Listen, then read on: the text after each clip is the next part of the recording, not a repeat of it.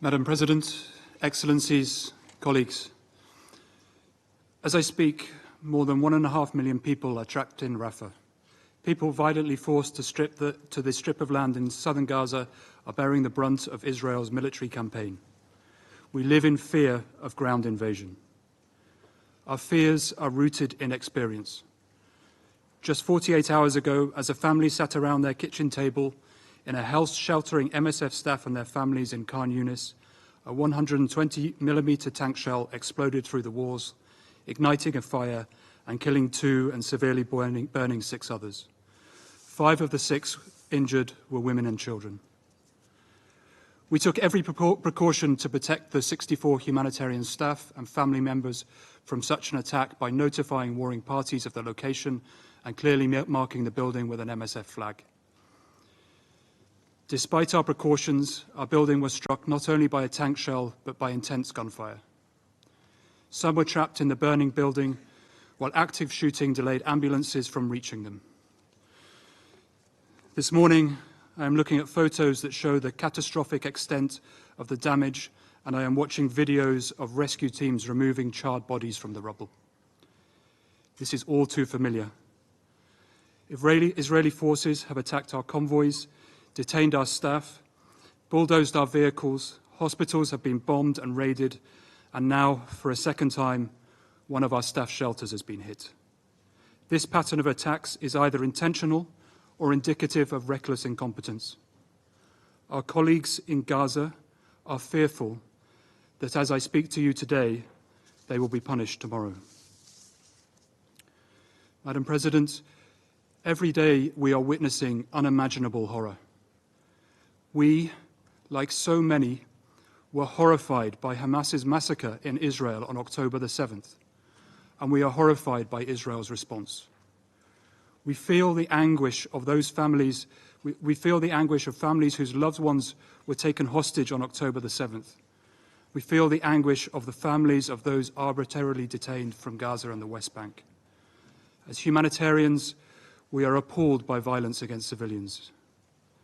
This death, destruction, and forced displacement are the results of military and political choices that blatantly disregard civilian lives. These choices could have been, and still can be, made very differently. For 138 days, we have witnessed the unimaginable suffering of the people of Gaza. For 138 days, we have done everything we can to enact a meaningful humanitarian response. For 138 days, we have watched the systematic obliteration of a health system we have supported for decades. We have watched our patients and our colleagues be killed and maimed. This situation is the culmination of a war Israel is waging on the entire population of the Gaza Strip, a war of collective punishment, a war without rules, a war at all costs. The laws and the principles we collectively depend on to enable humanitarian assistance are now eroded to the point of becoming meaningless. Madam President, the humanitarian response in Gaza today is an illusion, a convenient illusion that perpetuates a narrative that this war is being waged in line with international laws. Calls for humanitarian assistance have echoed across this chamber. Yet in Gaza, we have less and less every day. Less space, less medicine, less food, less water, less safety. We no longer speak of a humanitarian scale-up. We speak of how to survive even without the bare minimum. Today in Gaza, efforts to provide assistance are haphazard, opportunistic, and entirely inadequate. How can we deliver life-saving aid in an environment where the distinction between civilians and combatants is disregarded? How can we sustain any type of response when medical workers are being targeted, attacked, and vilified for assisting the wounded? Madam President, attacks on healthcare are attacks on humanity. There is no health system to speak of left in Gaza. Israel's military has dismantled hospital after hospital. What remains is so little in the face of such carnage is preposterous. The excuse given is that medical facilities have been used for military purposes. yet we have seen no independently verified evidence of this. In exceptional circumstances where a hospital loses its protected status, any attack must follow the principles of proportionality and precaution. Instead of adhering to international law, we see the systematic disabling of hospitals. This has left the entire medical system inoperable. Since October the 7th, we have been forced to evacuate 9 different health facilities. 1 week ago, Nazar Hospital was raided. Medical staff were forced to leave despite repeated assurances that they could stay and continue caring for patients. These indiscriminate attacks, as well as the types of weapons and munitions used in densely populated areas, have killed tens of thousands and maimed thousands more. Our patients have catastrophic injuries, amputations, crushed limbs, and severe burns. They need sophisticated care. They need long and intensive rehabilitation. Medics cannot treat these injuries on a battlefield or in the ashes of destroyed hospitals. There are not enough hospital beds, there are not enough medications, and not enough supplies. Surgeons have had no choice but to carry out amputations without anesthesia on children. Our surgeons are running out of basic gauze to stop their patients from bleeding. They use it once, squeeze out the blood, wash it, sterilize it, and reuse it for the next patient. The humanitarian crisis in Gaza has left pregnant women without medical care for months. Women in labor cannot reach functional delivery rooms.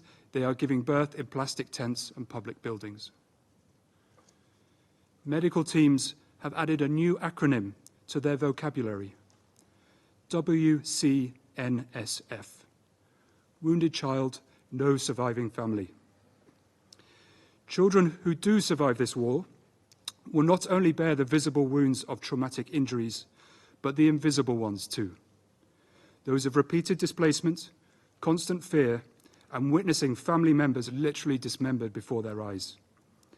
These psychological injuries have led children as young as 5 to tell us that they would prefer to die.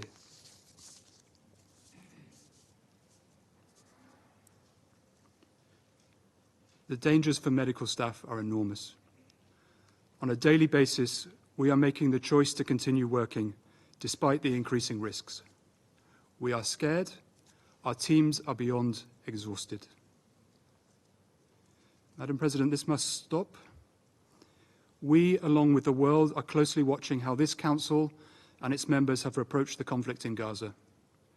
Meeting after meeting, resolution after resolution, this body has failed to effectively address this conflict.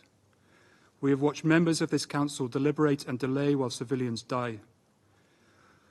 We are appalled by the willingness of the United States to use its powers as a permanent Council member to obstruct efforts to adopt the most evident of resolutions, one demanding an immediate and sustained ceasefire. 3 times this Council has had an opportunity to vote for the ceasefire that is so desperately needed, and 3 times the United States has used its veto power, most recently this Tuesday. A new draft resolution by the United States ostensibly calls for a ceasefire. However, this is misleading at best. This Council should reject any resolution that further hampers humanitarian efforts on the ground and leads this Council to tacitly endorse the continued violence and mass atrocities in Gaza. The people of Gaza need a ceasefire not when practicable, but now. They need a sustained ceasefire, not a temporary period of calm. Anything short of this is gross negligence. The protection of civilians in Gaza cannot be contingent on resolutions from this Council which instrumentalise humanitarianism to blur political objectives. The protection of civilian infrastructure, of health workers and health facilities falls first and foremost on the parties to the conflict. But it is also a collective responsibility, a responsibility which rests with this Council and its members as parties to the Geneva Conventions.